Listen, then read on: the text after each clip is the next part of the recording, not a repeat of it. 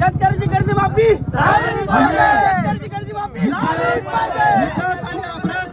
वाचवण्यासाठी शेतकरी हा शेतीच्या आपल्या विहिरीचं पायाला बांधून त्याला बेड तळ गाठू लागला तर कोणी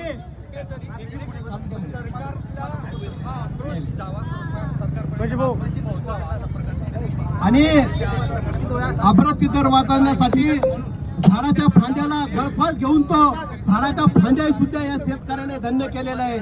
अरे किती निगरगट्ट हे सरकार आहे हा.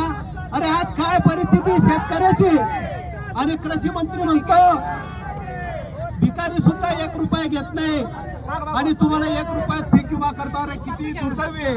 आणि म्हणतो मी वसाड गावचा पाटील आहे आणि तुम्ही 5-6 वर्ष कर्ज थकवता आणि मग माफी घेता आणि याच्यात लग्न साखर पुढे उरकता असं हा कृषी मंत्री बोलतो.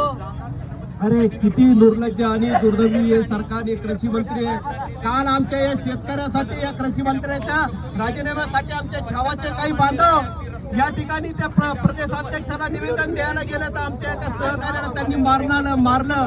अरे किती मूर्ख आहे तुम्ही. अरे आम्ही बी भले घेऊ कासोची लंगोटी पण नाठाळाच्या पाठी उचलून मारावी लाठी आम्ही तुम्हाला सोडणार नाही.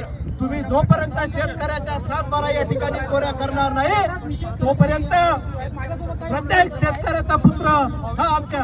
अरे कुठे येऊन ठेवलाय पुणे शाहू आंबेडकर छत्रपती शिवरायाचा महाराष्ट्र तुम्ही हा. काय विचार होते यशवंतराव चव्हाणांचे. काय विचार होते हरित क्रांतीचे प्रणेते वसंतराव नाईक यांचे.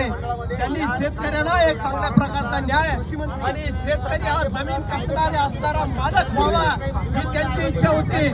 पण आज हे शासन कोणत्याही प्रकारचं शेतकरी भांडवाला आज आम्हाला नेटाकुटी सांगण्याचं काम यांनी केलेलं आहे. म्हणून पश्चिमावणी पुकारलेलं हे आंदोलन दिव्यांगाला 6,000 आणि मानधन शेतकऱ्याचा काम हे सातबारा कोरा केल्याशिवाय त्यांनी राहायचं नाही. काय परिस्थिती बघा तुम्ही. सोयाबीनला 5,000 रुपये भाव आणि घेताना काय होती की कच्चा माल मातीचे भावे पक्का होता चौकाने घ्यावे कसे ग्रामजन पिकवणी देऊ म्हणून हे आंदोलन अजूनपर्यंत उभं होण्याचं काम आम्ही सर्व या ठिकाणी पक्षीय लोक करणार आहोत. आज आमच्या प्रहारच्या संघटनेच्या माध्यमातून या शेतकऱ्यासाठी आम्ही सर्व प्रयत्नात राहू. वाटेल तो लढाई